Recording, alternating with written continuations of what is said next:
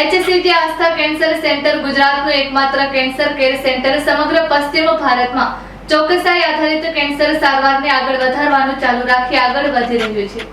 HCG Aastha cancer centre Ahmedabad ગુજરાતની અગ્રણી વ્યાપક કેન્સર કેર સંસ્થાઓમાંની એક.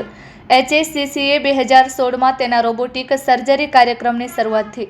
2800થી વધુ રોબોટિક આસિસ્ટેડ કેન્સર સર્જરી સફળતાપૂર્વક પૂર્ણ કરી છે, જે પ્રદેશમાં રોબોટિક ઓન્કોલોજીકલ સર્જરીમાં અગ્રણી તરીકે તેની સ્થિતિને મજબૂત બનાવે છે.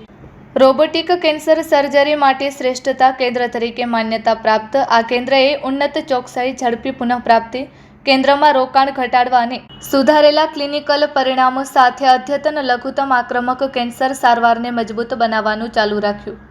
જાન્યુઆરી 2026માં તેના બીજા રોબોટિક પ્લેટફોર્મના ઉમેરા સહિત બે સૌથી અદ્યતન સંપૂર્ણ કાર્યરત રોબોટિક સર્જિકલ સિસ્ટમ્સ સાથે HCG Aastha cancer centre Ahmedabad HCCએ તેની અદ્યતન સર્જિકલ ઓન્કોલોજી ક્ષમતાઓમાં નોંધપાત્ર વધારો કર્યો.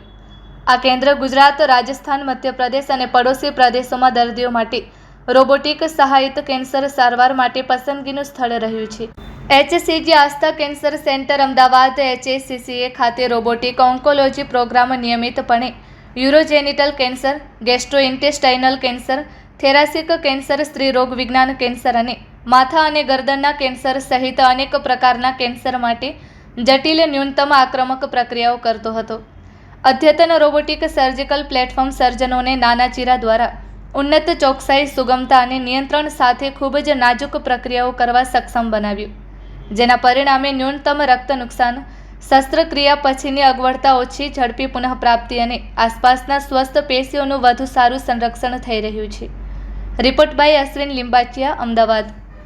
HCG આસ્થા કેન્સર સેન્ટર અમદાવાદમાં રોબોટિક સર્જરીના ડિરેક્ટર તરીકે સેવા આપી રહ્યો છું.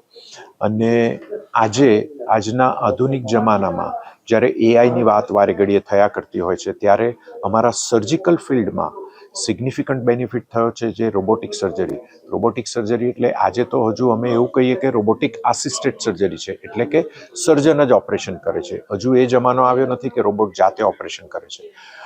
અમે છેલ્લા 10 વર્ષથી આ હોસ્પિટલમાં રોબોટિક સર્જરી કરી રહ્યા છે અને આજે અમે 2900થી પણ વધારે સર્જરી કરી છે. અને એક વાતનો ખૂબ જ આનંદ થાય છે કે જે રીતે દર્દીઓની રિકવરી થાય છે, જે ઓપન સર્જરી કરતા હતા ત્યારે જે રિકવરી થતી હતી અને આજે જે રિકવરી થાય છે એમાં ઘણો મોટો ફરક છે. 1/3 ટાઈમમાં દર્દી રિકવર થઈ અને કામ શરૂ કરી શકે છે. જે બી પ્રોફેશનમાં કામ કરવું હોય તે એ લોકો કરી શકે છે. કેન્સરના આઉટકમની વાત કરીએ તો સુપિરિયર આઉટકમ થાય છે. એવું પણ હવે હું 30 વર્ષના અંતે કન્વિન્સ છું કે રોબોટિક સર્જરી કરવાથી અમુક સર્જરીમાં રિકવરી ઘણી વધારે સારી, ઓવરઓલ કેન્સરનો આઉટકમ ઘણો વધારે સુપિરિયર આપણને જોવા મળે છે. હું ડૉક્ટર નિધિ ગુપ્તા છું, ગાયનાક ઓન્કો સર્જન છું HCG આસ્થા કેન્સર સેન્ટરમાં.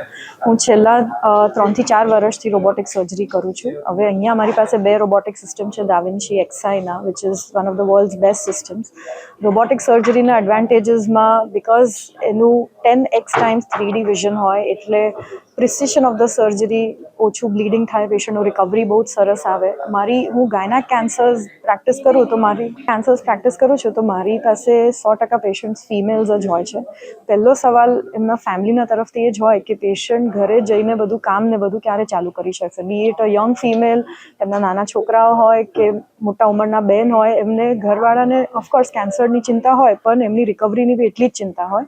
એટલે યુઝ્યુઅલી આ જે રોબોટિક સર્જરીથી જે મને મેક્સિમમ બેનિફિટ જે દેખાયું છે પેશન્ટ રિકવરીનું છે. 48 કલાકમાં પેશન્ટ ઘરે જઈને એનું ખાવાનું, ફેમિલીનું કેર પોતાનું તો કરે જ, પણ એમને એવું કોઈ બેડ રેસ્ટ કે કોઈ નર્સિંગ કેરની જરૂર નથી પડતી.